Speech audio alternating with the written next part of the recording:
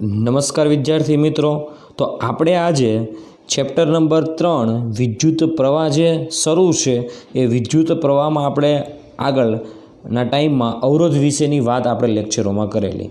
તો એ અવરોધ વિશેની વાત કરેલી અને એ અવરોધ બેઝમાં જેટલા પણ એમસીક્યુ આવે છે એ એમસીક્યુ આપણે આજે સોલ્વ કરવાના છે. ઓકે, તો આપણે સૌપ્રથમ એક કામ કરીશું કે અવરોધ બેઝ જેટલા સૂત્ર આવેલા એ સૂત્ર આપણે પહેલાં નોટ ડાઉન કરી લઈએ. તો સૌપ્રથમ આપણે ઓહમનો નિયમ ભણેલા. ઓહમનો નિયમનું સૂત્ર હતું V = IR. એમાં અવરોધ મેળવવાનું કહે તો અવરોધનું સૂત્ર આવે R = V/I. ઓકે, આ અવરોધ જે છે એ વાહકનો એક ગુણધર્મ છે કે જે વિદ્યુત ભારને ગતિ કરવા દેતો નથી. તો એ અવરોધ જે છે એ અવરોધ કોના ઉપર આધાર રાખતો હતો? તો એના આધારિત આપણી પાસે સૂત્ર હતું R સમપ્રમાણમાં L/A. એટલે અવરોધ એ લંબાઈના સમપ્રમાણમાં અને તેના આડછેદના વ્યસ્ત પ્રમાણમાં હતું. ખ્યાલ આવ્યો? એટલે આપણી પાસે આવું સૂત્ર આવેલું R બરાબર સમપ્રમાણ કાઢેલો એટલે આપણી પાસે સૂત્ર આવે ρL/A. જ્યાં રોને કહેવામાં આવે અવરોધકતા. ઓકે, તો અવરોધકતા જે છે એ પણ કોના ઉપર આધાર રાખે? તો કે વાત કરેલી આપણે કે દ્રવ્યની જાત ઉપર, તાપમાન ઉપર આધાર રાખે છે. પરંતુ અવરોધ જે છે એ લંબાઈ એટલે વાહકની લંબાઈ ઉપર, એના આડછેદના ક્ષેત્રફળ પર આધાર રાખે છે. ખ્યાલ આવ્યો? અને જે તે દ્રવ્યનું છે એ દ્રવ્ય કોનું બનેલું છે એટલે કયા દ્રવ્યનો તાર છે એ દ્રવ્યની જાત પર પણ આધાર રાખે છે. ઓકે, આ આડછેદના ક્ષેત્રફળમાં આપણે સૂત્રમાં જો આપણે આ રીતે લખવું હોય તો પણ લખી શકાય ρL/A એટલે πr². આડછેદનું ક્ષેત્રફળ πr². એટલે આપણી પાસે સૂત્ર બને R = ρL/πr². ખ્યાલ આવ્યો વિદ્યાર્થી મિત્રો? તો અહીંયા આગળ જે આ સૂત્ર છે R = V/I અને આપણને જે આ સૂત્ર મળ્યું R = ρL/A. ઓકે, તો વિદ્યાર્થી મિત્રો આ જે બે સૂત્ર છે આ બે સૂત્રના કોન્સેપ્ટ બેઝ આપણે બહુ બધા દાખલા, બહુ બધા એમસીક્યુ ભણવાના છે. ઓકે, અને એ એમસીક્યુ આપણને ગુજરાત બોર્ડ, JEE, NEET આવી બધી જ એક્ઝામમાં પૂછાય છે. તો એટલા માટે આપણે પરફેક્ટ આ એમસીક્યુ ઉપર આપણે ફોકસ કરશું અને એમસીક્યુ શું કહેવા માગે છે એના વિશે આપણે જાણશું અને એમસીક્યુને ગણશું. ખ્યાલ આવ્યો આ વસ્તુમાં? એટલે આપણો કોન્સેપ્ટ બરાબર ક્લિયર થઈ જાય. ઓકે, તો આપણે હવે એમસીક્યુ ગણવાની શરૂઆત કરીએ. ઓકે, તો હવે આપણે એમસીક્યુ સ્ટાર્ટ કરીએ છીએ. જુઓ, તમને કીધેલું છે 2 મિલીમીટર વ્યાસ, એટલે કે તમને જે તાર આપેલો છે એ તારનો વ્યાસ 2 મિલીમીટર છે. એટલે આપણે કહી શકાય કે વ્યાસની સંજ્ઞા આવે d બરાબર 2 મિલીમીટર. એટલે 2 ગુણ્યા મિલીમીટર એટલે 10⁻³ મીટર. ઓકે, ચાલો, વ્યાસ કરતાં અડધું એની ત્રિજ્યા હોય એટલે ત્રિજ્યા R બરાબર આપણે આવે d/2 એટલે 1 ગુણ્યા 10⁻³ મીટર જેટલી ત્રિજ્યા થશે. ઓકે, લંબાઈ કેટલી છે? 100 સેન્ટીમીટર લંબાઈનો તાર છે. તો તારની લંબાઈ આપણે L બરાબર કહી દઈએ 100 સેન્ટીમીટર એટલે 100 ગુણ્યા 10⁻² મીટર એટલે 100 સેન્ટીમીટર એટલે 1 મીટર થશે. ઓકે, ચાલો, હવે તારનો અવરોધ તમને આપેલો છે R બરાબર તમને આપેલા છે 0.7 ઓમ. આપણને પ્રશ્ન પૂછેલો છે તારની અવરોધકતા કેટલી? વિદ્યાર્થી મિત્રો, આપણને તારની અવરોધકતા એટલે આપણને પૂછેલો છે. ઓકે, આપણી પાસે અવરોધનું સૂત્ર હતું R બરાબર હમણાં જ આપણે આગળ વાત કરેલી ρL/A. જ્યાં એટલે તારની અવરોધકતા છે. ઓકે, A એટલે તારનું આડછેદનું ક્ષેત્રફળ. તો R બરાબર આપણી પાસે સૂત્ર શું બનશે? ρL/A એટલે આડછેદનું ક્ષેત્રફળ πr² એ આડછેદનું ક્ષેત્રફળ થશે. ઓકે, ચાલો, હવે આપણને અવરોધકતા પૂછેલી છે તો અવરોધકતાને સૂત્રનો કરતા બનાવે તો આપણી પાસે સૂત્ર વધશે R πr² L. ખ્યાલ આવ્યો? તો આપણે નવું સૂત્ર લખી શકાય ρ બરાબર R × πr² L. તો આપણું નવું સૂત્ર બનશે R × πr² L is equal to અવરોધકતા. ઓકે, ચાલો, આપણી પાસે બધી વેલ્યુ છે. R એટલે તારનો અવરોધ છે 0.7 ક્રોસ પાઈની વેલ્યુ આપણી પાસે છે 3.14. ત્રિજ્યા આપણે હમણાં વાત કરેલી તે પ્રમાણે ત્રિજ્યા અહીંયા જુઓ r બરાબર 1 ગુણ્યા 10⁻³ મીટર છે. તો અહીંયા આગળથી આપણે લખી શકાય એનો વર્ગ કરીએ તો 1 ગુણ્યા 10⁻³ આખા પદનો વર્ગ અપોન લંબાઈ આપણને કીધેલું તે પ્રમાણે 1 મીટર જેટલી લંબાઈ છે. તો અહીંયા આગળથી આપણે લખી શકાય 1 મીટર. ખ્યાલ આની તમે ટોટલ ગણતરી કરશો એટલે આની ગણતરી આધારિત તમને જવાબ મળશે 2.2 ગુણ્યા 10⁻6 અવરોધકતાનો એકમ આવશે ઓહમ ઇન્ટુ મીટર. ખ્યાલ આવ્યો? 2.2 ગુણ્યા 10⁻6 10⁻6 ને તો માઇક્રો કહેવાય. તો આપણો જવાબ આવશે 2.2 ગુણ્યા 10⁻6 ઓહમ ઇન્ટુ મીટર. એટલે આપણો જવાબ બનશે ઓપ્શન બી.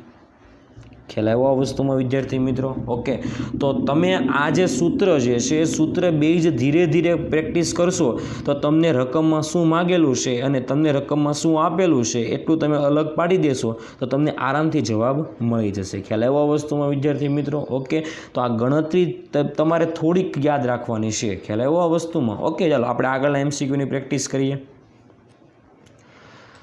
સ્મોલ આર ત્રિજ્યા ધરાવતો એક તારનો અવરોધ છે, તમને કેપિટલ આર આપેલો છે. એટલે સ્મોલ આર ત્રિજ્યા ધરાવતા તારનો અવરોધ કેપિટલ આર છે. હવે આ તારમાંથી 2r ત્રિજ્યાનો નવો તાર બનાવવામાં આવે. એટલે આપણે પહેલાં આકૃતિ દોરી દઈએ. જુઓ આ રીતે કે માની લો કે આ જે તાર છે એની ત્રિજ્યા છે સ્મોલ આર. ઓકે, ચાલો આપણે વાત કરી દઈએ કે આ જે તાર છે એ તારની ત્રિજ્યા સ્મોલ આર છે. હવે એનો અવરોધ આપણને આર આપેલો છે. હવે આપણને કીધેલું છે કે આમાંથી 2r ત્રિજ્યાવાળો નવો તાર બનાવવામાં આવે. ખ્યાલ આવ્યો? એટલે ત્રિજ્યા બમણી કરવામાં આવે. એટલે આપણે વાત કરીએ તે પ્રમાણે તાર આપણે જાડો કરી દઈએ. એટલે 2r ત્રિજ્યાનો જે તાર બનાવીએ આપણે, ઓકે, તો એ 2r ત્રિજ્યાના તારમાંથી નવો તાર બને છે.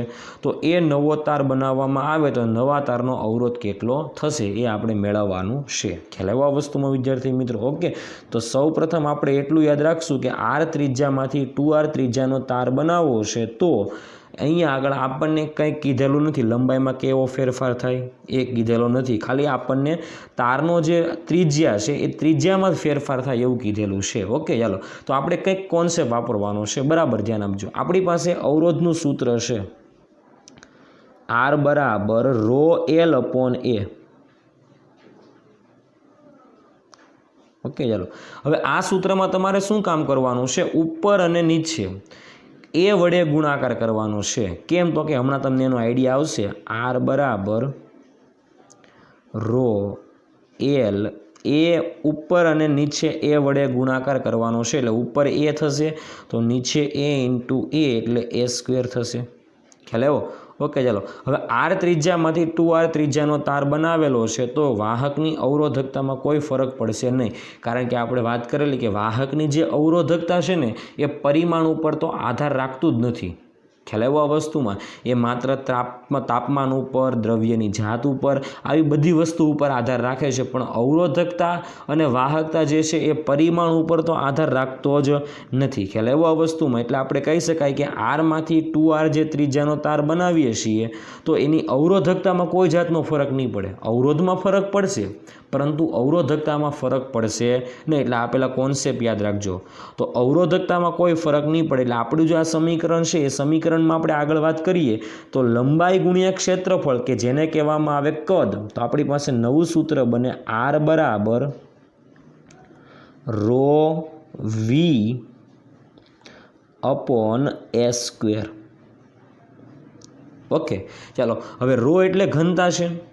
ઘનતામાં આપણે અવરોધકતા છે. અવરોધકતા જે છે એ અવરોધકતામાં આપણે વાત કરીએ કે તારની લંબાઈમાં ફરક પડે એટલે પરિમાણમાં ફરક પડે, અવરોધકતામાં કોઈ ફરક પડતો નથી. ઓકે, હવે આપણે આગળ 11મા ધોરણમાં કોન્સેપ્ટ આવેલો કે જો તમારી પાસે r ત્રિજ્યાનો તાર હોય એમાંથી 2r ત્રિજ્યાનો તાર બનાવવો એટલે જો તારની જાડાઈમાં ફરક કરીએ તો લંબાઈ વધઘટ થશે.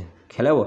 જો આપણે તારને ખેંચીએ, આપણે 11મા ધોરણમાં 9મો પાઠ આવેલો તણાવ બળ અને તણાવ પ્રતિબળ, ત્યારે આપણે વાત કરેલી કે તારની લંબાઈમાં જો વધારો કરીએ તો આડછેદનું ક્ષેત્રફળ ઘટે અને જો આડછેદના ક્ષેત્રફળમાં ઘટાડો કરીએ અથવા આડછેદના ક્ષેત્રફળમાં વધારો કરીએ તો લંબાઈમાં ઘટાડો થશે. ખ્યાલ આવ્યો આ વસ્તુમાં? એટલે બંને વ્યસ્ત પ્રમાણમાં હોય. આડછેદ ઘટે તો લંબાઈ વધતી હોય, આડછેદ વધે તો લંબાઈ ઘટતી હોય. ખ્યાલ આવ્યો? પરંતુ એમાં કદમાં કોઈ ફરક પડતો નથી. કદ પહેલાં જેટલું હતું એટલું જ કદ રહેશે, એટલે કદમાં કોઈ ફરક પડશે નહીં. ખ્યાલ આવ્યો? એટલે ફરક ક્યાં પડશે? તો કે આડછેદના ક્ષેત્રફળમાં અને લંબાઈમાં. પરંતુ એ બેનો ગુણાકાર કરો, ક્ષેત્રફળ ગુણ્યા લંબાઈ એટલે કદ, એમાં કોઈ ફરક પડશે નહીં. એટલે આપણી પાસે સૂત્ર જે છે R બરાબર ρ/V/a², એમાં જે અંશ જે છે, એટલે કે આપણે વાત કરીએ અંશની, તો આ અંશમાં જે ρ/V જે છે એ ρ/V તો કોન્સ્ટન્ટ રહેશે, કારણ કે એમાં કોઈ ફરક પડશે નહીં. ખાલી ફરક પડશે ક્ષેત્રફળમાં અને લંબાઈમાં. પણ આપણને અહીંયા ક્ષેત્રફળ મળી ગયું છે, એટલે આપણી પાસે ક્ષેત્રફળ આધારિત આપણે, કારણ કે R/માંથી 2R ત્રિજ્યા બને છે, એટલે આપણને ક્ષેત્રફળ વિશે જ કંઈક માહિતી આપશે. હજુ તમારે જો આનું સૂત્ર લખવું હોય તો આનું સૂત્ર આ રીતે લખી શકાય: ρ/V/a એટલે πr². πr² એટલે એનો પણ વર્ગ કરવાનો, એટલે સૂત્ર બનશે π². r² એટલે r⁴ થશે. ખ્યાલ આવ્યો? તો અહીંયા આગળ ધ્યાનથી જુઓ કે આપણી પાસે ρ કોન્સ્ટન્ટ, V કોન્સ્ટન્ટ, π² એટલે 3.14 ને સ્ક્વેર કરો એટલે એ પણ બદલાશે નહીં. તો અહીંયા આગળથી ડાયરેક્ટ આપણે કહી શકાય કે આટલું તો કોન્સ્ટન્ટ જ છે. જો ઓકે, તો ફરક ક્યાં પડ્યો? તો કે ત્રિજ્યામાં જો ફરક પડે, આડછેદની ત્રિજ્યામાં, તો અવરોધમાં ફરક પડે, અને એ પણ વ્યસ્ત પ્રમાણમાં છે. એટલે આપણે કહી શકાય કે R વ્યસ્ત પ્રમાણમાં r⁴ છે, અથવા આપણે એવું કહી શકાય કે R સમપ્રમાણમાં 1/r⁴ છે. એટલે યાદ રાખજો, R બરાબર અથવા R સમપ્રમાણમાં 1/r⁴ જેટલું છે. એટલે ત્રિજ્યામાં જો વધારો થાય તો અવરોધમાં ઘટાડો થશે, અથવા ત્રિજ્યામાં જો ઘટાડો થશે તો અવરોધમાં વધારો થશે. અહીંયા આગળ ત્રિજ્યા વધે છે, ત્યારે જે આપણી પાસે સ્મોલ r ત્રિજ્યા હતી ત્યારે અવરોધ r હતો, હવે 2r ત્રિજ્યા થઈ જાય છે ત્યારે અવરોધ કેટલો થશે? તો કે અવરોધ આપણને ખબર પડી ગઈ કે અવરોધ તો ઘટશે, કારણ કે કેવા પ્રમાણમાં છે? વ્યસ્ત પ્રમાણમાં છે. ઓકે, તો આપણે એવું કહી શકાય કે R સમપ્રમાણમાં 1/r² છે. તો એના માટે આપણે આવું લખી શકાય કે શરૂઆતમાં સ્મોલ r ત્રિજ્યા તો અવરોધ કેપિટલ R, હવે 2r ત્રિજ્યા તો અવરોધ કેટલો? તો નવો અવરોધ આપણે ધારી લેવાનો r' જેટલો છે. તો આપણું નવી સમીકરણ આવું બનશે: R સમપ્રમાણમાં 1/r⁴ પરથી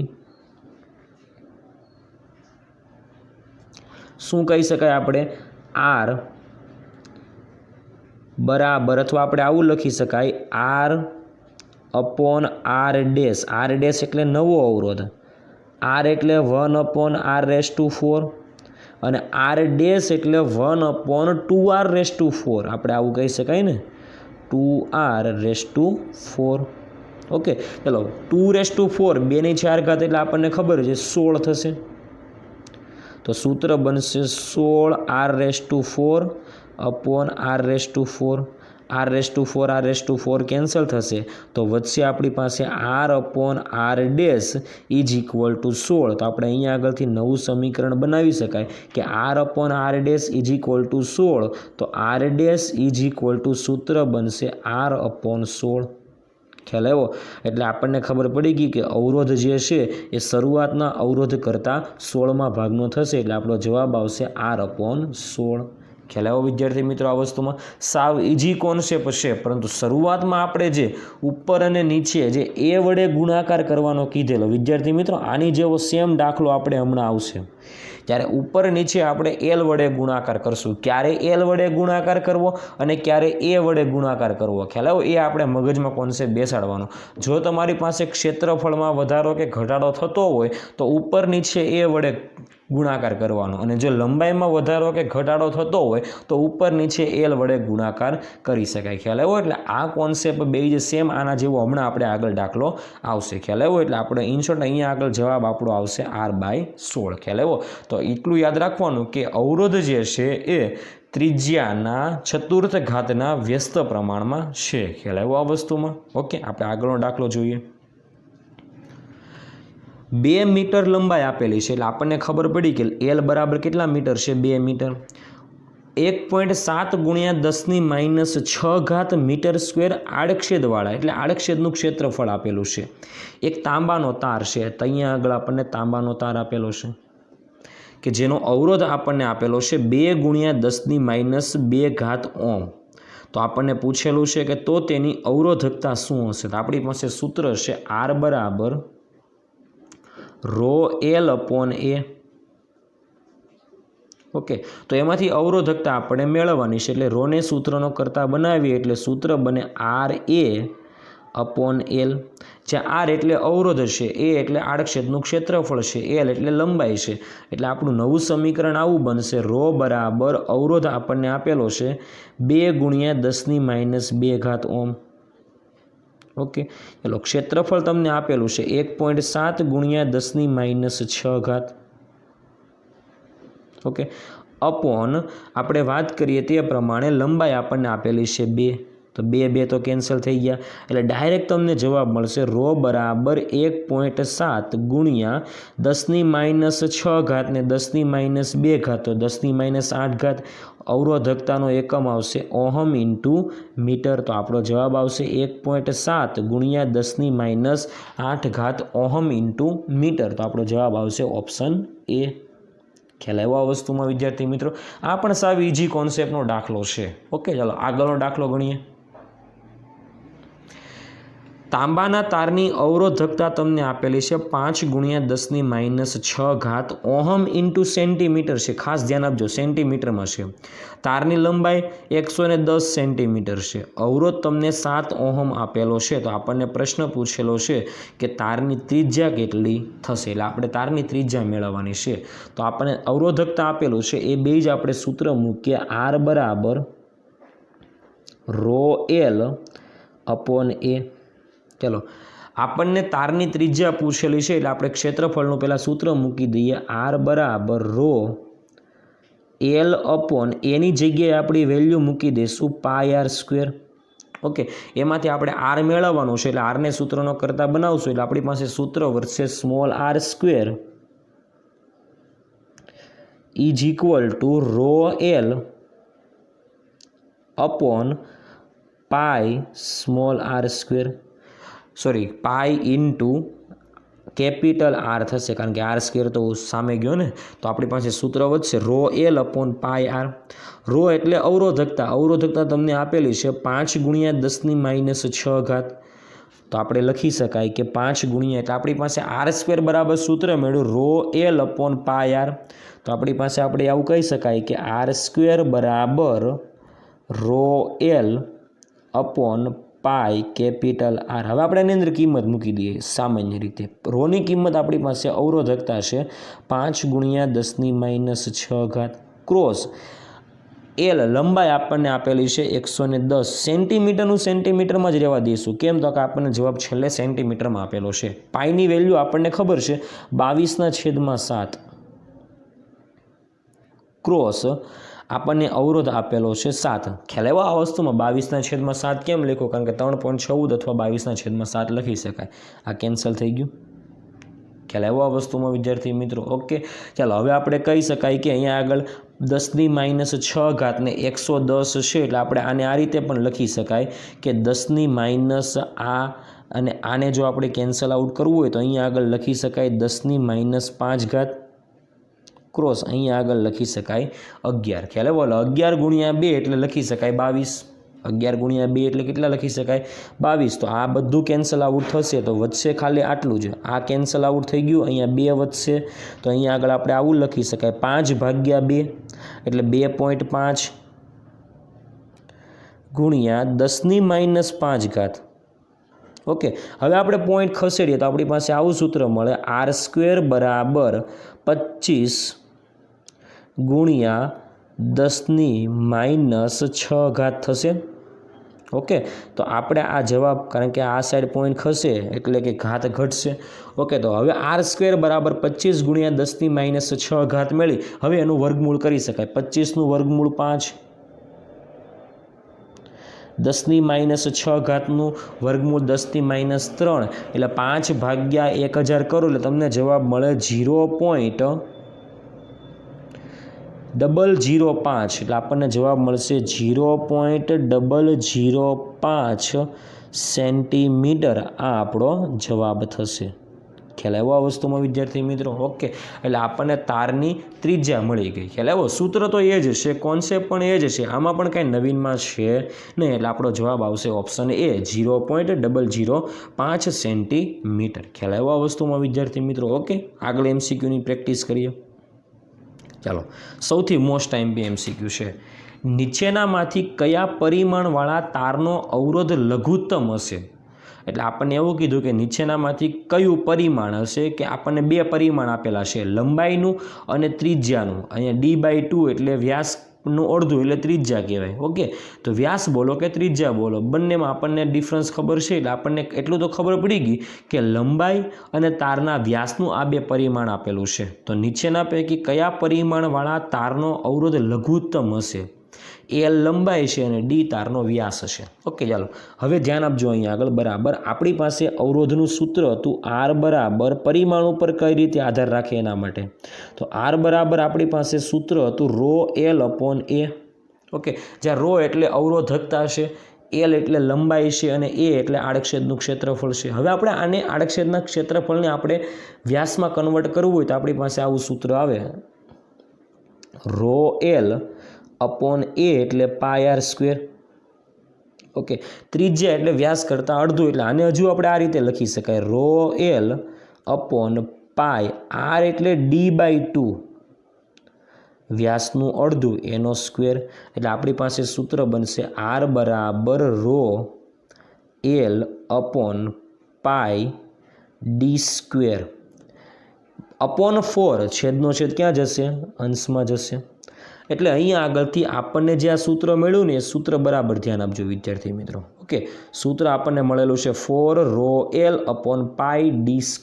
ઓકે, એમાં 4 કોન્સ્ટન્ટ, ρ કોન્સ્ટન્ટ, પાઈ કોન્સ્ટન્ટ. તો આપણે કહી શકાય કે અહીંયા આગળ જે અવરોધ જે છે એ અવરોધ લંબાઈના સમપ્રમાણમાં અને વ્યાસના વર્ગના વ્યસ્ત પ્રમાણમાં છે. એટલે અહીંયા આગળ આપણે લખી શકાય R સમપ્રમાણમાં L/D².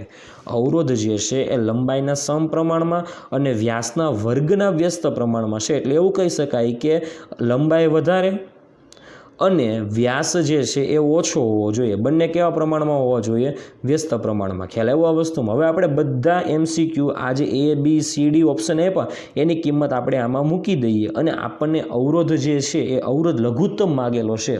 વિદ્યાર્થી મિત્રો, અહીંયા ને અહીંયા પ્રશ્ન ફેરવી નાખે, અવરોધ મહત્તમ કરી નાખે તો જવાબ બદલાઈ જશે.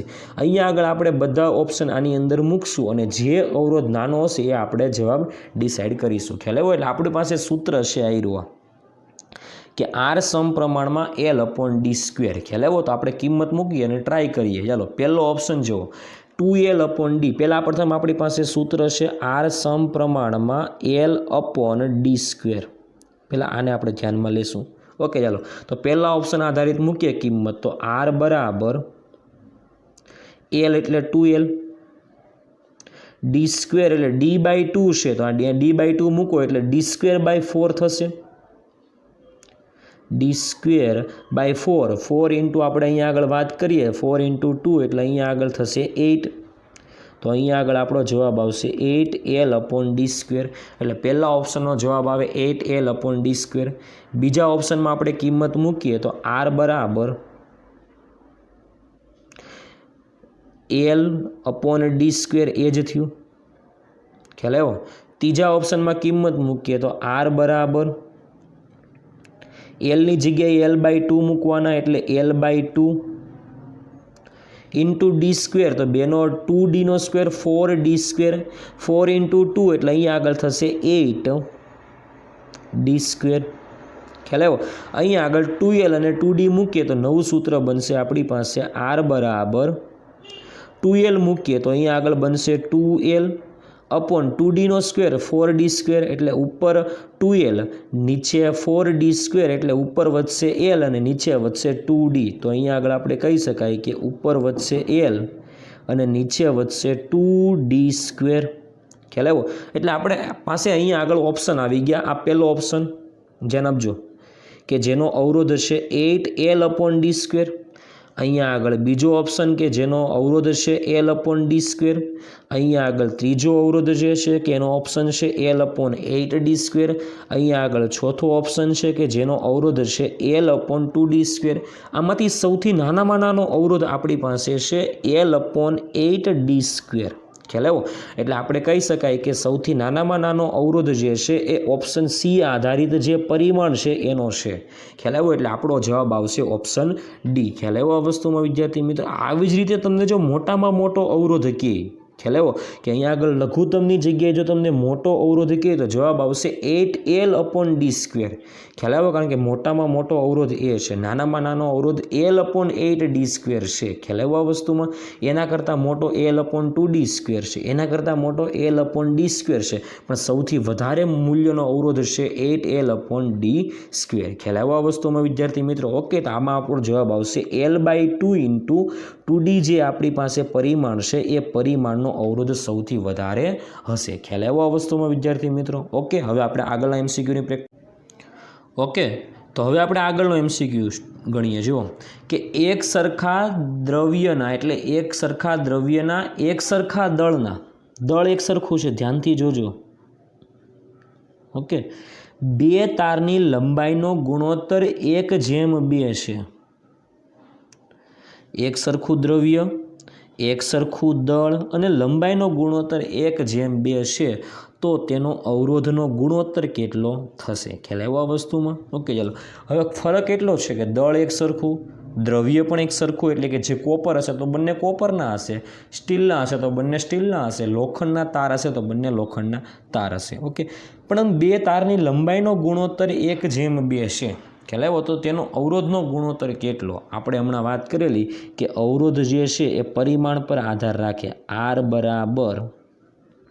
ρ L/A.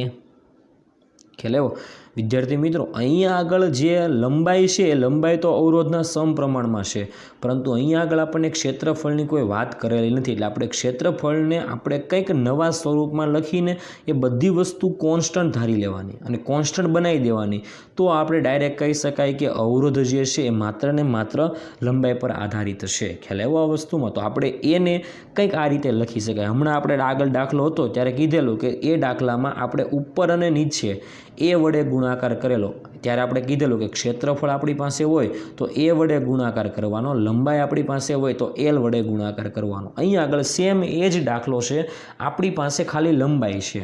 ઓકે, તો આપણે ઉપર અને નીચે L વડે ગુણાકાર કરશું એટલે આપણી પાસે સૂત્ર બનશે R = ρL²/A × L. ખાલી કર્યું શું? ઉપર અને નીચે L વડે ગુણાકાર કર્યો. ઓકે, ચાલો. તો A × L એટલે ક્ષેત્રફળ થયું, એટલે આપણી પાસે સૂત્ર બને R = ρL²/A × L. ક્ષેત્રફળ ગુણ્યા લંબાઈ એટલે એને કહેવાય કદ. ખ્યાલ આવ્યો? હવે કદ આપણને અહીંયા આગળ ઉલ્લેખ કરેલો નથી. ખ્યાલ આવ્યો આ વસ્તુમાં? અહીંયા આગળ લંબાઈ પણ વધારવામાં નથી આવતી અને ક્ષેત્રફળ પણ કંઈ ફરક નથી કરવામાં આવતો, એટલે આપણે કદને કોન્સ્ટન્ટ ધારી શકશું નહીં. ખ્યાલ આવ્યો? હવે આપણને એક સરખું દ્રવ્ય કીધું છે. દ્રવ્ય હોય તો દ્રવ્યની ઘનતા હોય. ઘનતાનું સૂત્ર આપણી પાસે હતું દળ ભાગ્યા કદ. આપણી પાસે ઘનતાનું સૂત્ર હતું ને, અહીંયા આગળ ρ એટલે અવરોધકતા છે, આપણે ઘનતાની સંજ્ઞા આપણે કંઈક અલગ લખી દઈએ. ઘનતાની સંજ્ઞા જો આપણે લખવી હોય તો ઘનતાની સંજ્ઞા આપણે સ્મોલ d વડે દર્શાવી દઈએ. ઓકે, તો સ્મોલ d ઘનતા બરાબર સૂત્ર હતું દળ ભાગ્યા કદ.